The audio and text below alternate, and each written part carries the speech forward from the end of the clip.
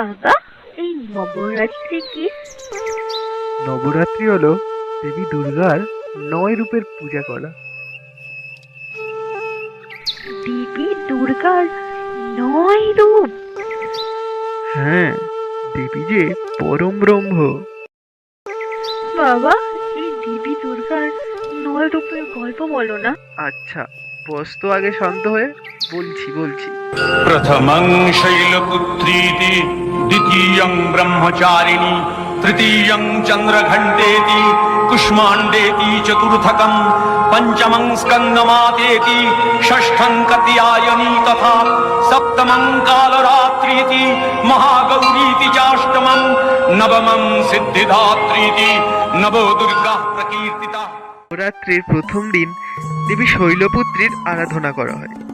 শৈলপুত্রী ছিলেন পর্বতরাজ হিমায়ন ও দেবী ময়নাবতীর কন্যা। শৈলপুত্রী আমি দেবী, শৈলপুত্রী আমি দেবী,